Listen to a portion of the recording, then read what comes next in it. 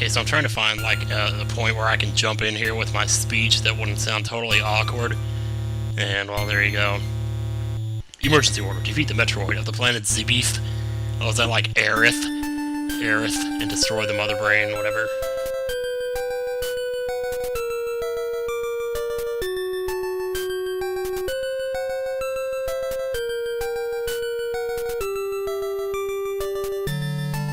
Okay, well, that's, man, most awkward introduction to an LP ever, huh? It's just, I've never really sat down and listened to that music before. Or at least it's been a while. Okay, the Mother Brain is the mechanical life vein. Alright, great. So you have start and continue. Continue is a password option, or you can put in a password. Because that's basically how you continue in this game, is by putting in passwords. And, yeah, this I guess this will be in addition to the 8-bit summer thing that, I kind of got slacked on that, and didn't come back to it. You come over here and collect this first treasure. It's called, according to the instruction manual, I remember it's called Marai or something. I always wondered kind of exactly how they intended that to be pronounced, but whatever. And that power-up enables you to roll up into a ball, which became quite an iconic ability, and something that was actually led to some humorous dialogue in Metroid Prime. These are screes. They come down from the ceiling and like to... Well, these guys here are zoomers, actually. Which, at least I think that's what they are. The red ones take 4 hits, the yellow ones take 2. You can't get down there unless you're into that whole speed breaking thing, but... I'm not really going to be doing any of that in this game. You can't really do that much in this game with that. I tried, actually, before, like, to get the first missile and go straight to Norfair, but you can't do anything there, like, so, you know, whatever. Top secret energy tank up there, but you can't really reach it, because when you start out in this game, in the very beginning, you're stripped down to, like, basically nothing. Like, your gun stops a few inches ahead of you, you know, and that's the worst part, and you really have no moves of any kind except for just jumping and shooting at this point. And you'll find you spend a lot of time going up and down really big corridors like this, which is strange, but also something that, you know, continued off in previous, or in future Metroid titles. The thing about this game, though, is that I think Super Metroid made so many improvements on the original that they really, quite frankly, blew this game away and made it practically... I don't know, not to say it made it worse than it was, because it's a great game, don't get me wrong. But Super Metroid made so many improvements on it that... That's like... I mean, I guess it's kind of the same way with Mario Bros. 3, though. When you look at it, how many times do you see people co-oping Super Mario Bros. 1? You almost never see it. But people are co-oping Super Mario Bros. 3 all the time, so... Maybe that's a similar situation there, where Mario Bros. 3 was such a huge improvement on the original that just nobody wants to play the original anymore, and that's kind of maybe I think what happened here with this game is, and like I said before, I can't emphasize this enough, it's not a bad game, but it has its unpleasantries about it when you're used to Super Metroid. That's all I'm saying. But not to take away from the, oh, why did I go this way? Dude, you went the wrong way, man. And I don't have the high jump. That's called a Rio, that thing that swoops down at you like that. Those things are really annoying. I don't know why, I did that before, too. It's like I always think, ugh.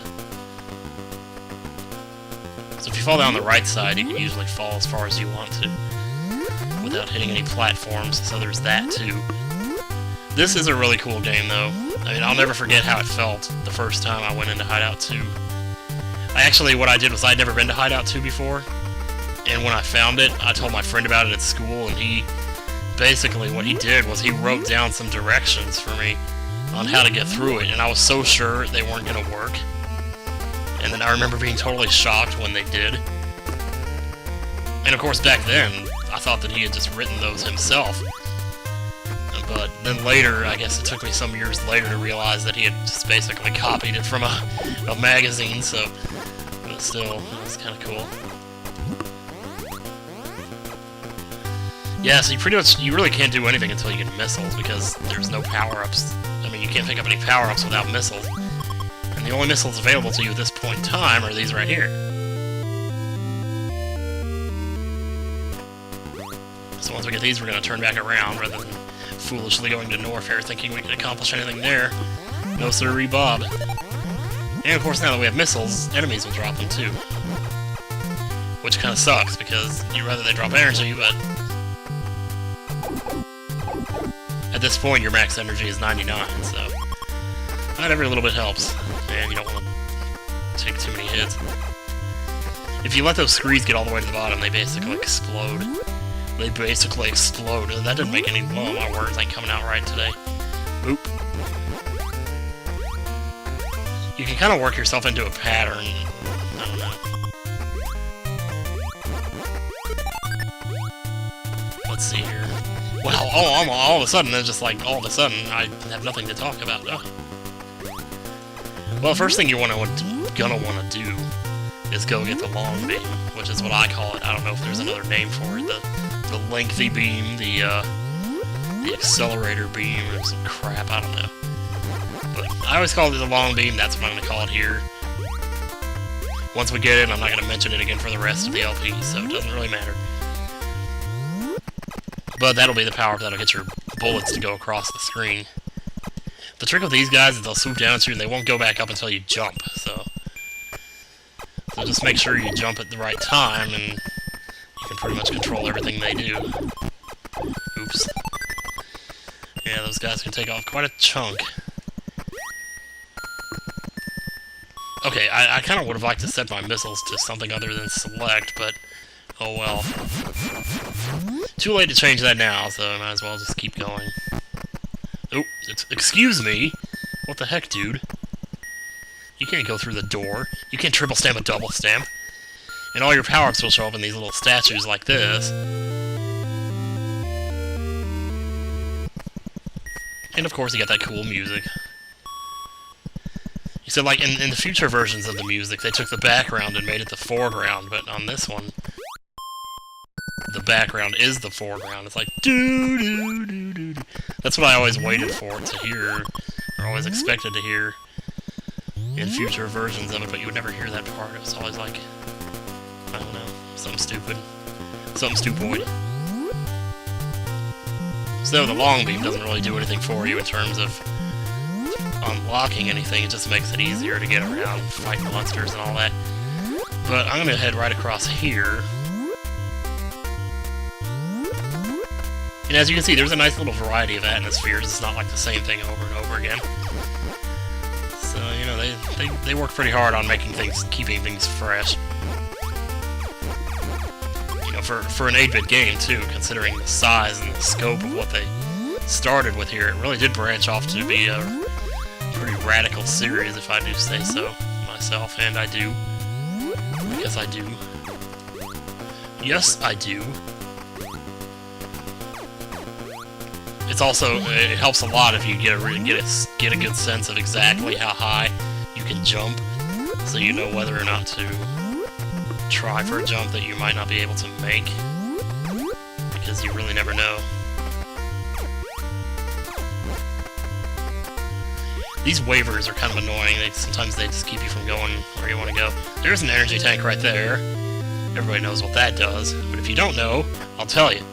It increases your max life by 100. It's basically like a heart container. Except a really big heart container. Whereas a heart container equates to 2 or 3 extra hits, an energy tank is more like 5 or 6, depending on where you're at. I found that falling into lava is actually sometimes the safest thing to do if you have a lot of monsters surrounding you, because it doesn't drain your life as quite as fast as I thought it did, but anyway, so we're gonna go over here.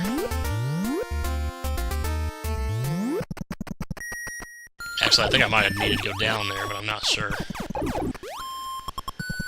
Yeah, you also don't want to shoot these guys in a position where you won't be able to grab the power-up they drop if they drop one, so... Yeah. Another thing they had in Super Metroid that they don't have in this game is the ability to duck and shoot, so that you can shoot enemies on the ground like that.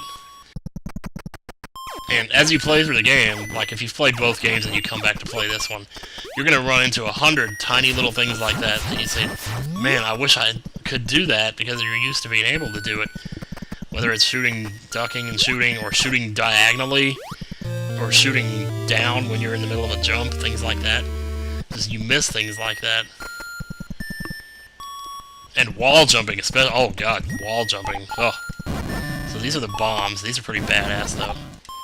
They still sound extremely cool. Except you can't really bomb jump in this one like you could in Super Metroid. At least I haven't learned to. I never learned to. I don't know if it's doable. I tried yesterday. I was in Hideout 1 and I tried, but I just couldn't do it. So I don't know if I just suck or maybe it's something else. I don't know. Now that we have bombs, we actually unlocked quite a bit. Oh, that's the bottom. What the hell? Okay, so, where should we go next? We have the bombs and the... Wait, what time are we at, anyway? Oh, 10 minutes, okay. Huh. In that case, I think I'll... For some reason, I wanted to say I need to get the ice beam next. But, I'm pretty sure... Well, no, let's just go. Let's go to a new place. What the heck? This is not going to be a very long LP, I imagine, probably 10 parts at most. Because it doesn't take too long to get through this. I will be grabbing everything in the game, I will be 100%ing it. Which, in all honesty, I don't think I've ever done before. Yeah, that's totally true, I don't think I've ever 100%ed this.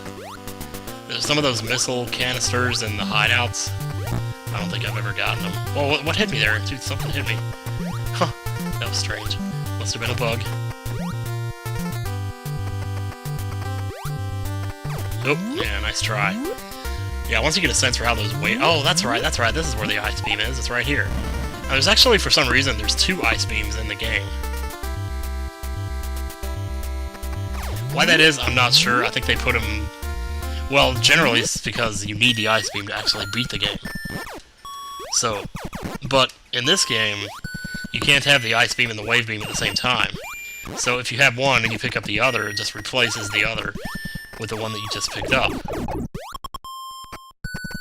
So if you're running around with a wave beam and you're ready to beat the game, you might...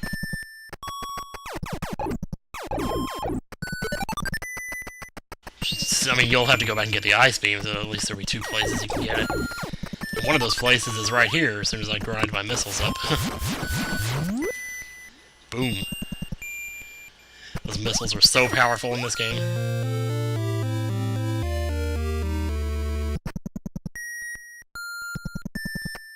Sorry about that, I was taking a drink of my icy Coke while getting the ice beam.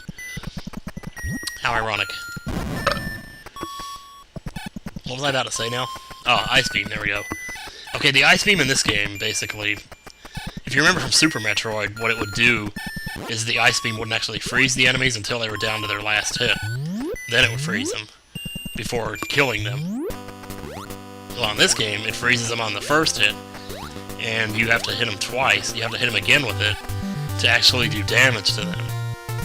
So essentially now, all of a sudden, every enemy in the game has just become twice as strong. It's going to take twice as many hits to destroy. However, since there's no experience system, you know, no need to grind off of enemies, no need to kill them, I find that it's perfectly satisfying to just go around and freeze everything you see and just keep going. So, that's probably what I'll be doing. Unless, of course, you're low on life or missiles and you need to grind, then yeah. Maybe I could see that.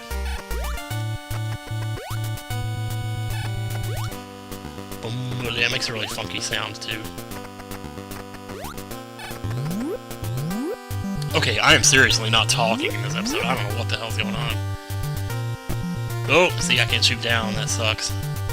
Well, just fall down the right side and take you straight there.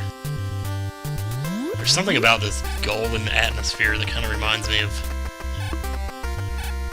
gold. I don't know, like a Cave of Wonders or something. It's really kind of cool.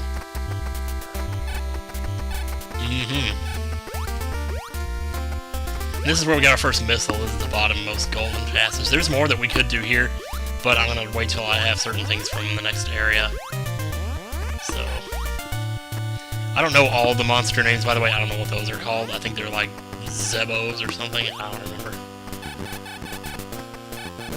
And as you can see, you can still kill enemies. You just can't, you know, it just takes a little longer. That's all. The wave beam, on the other hand, actually is twice as powerful as a normal gun. So with that wave beam, you could kill enemies twice as fast. And that has its uses. I'll probably show it at some point. Like, I might take it into Ridley's hideout. Okay, we are now in Norfair, and I'm up to 15 minutes, so I think I'm actually going to stop here. And we'll explore this place next time on Let's Play Metroid for the NES. See you guys later. And sorry about the no Conkers. We'll be back to Conquer tomorrow, hopefully.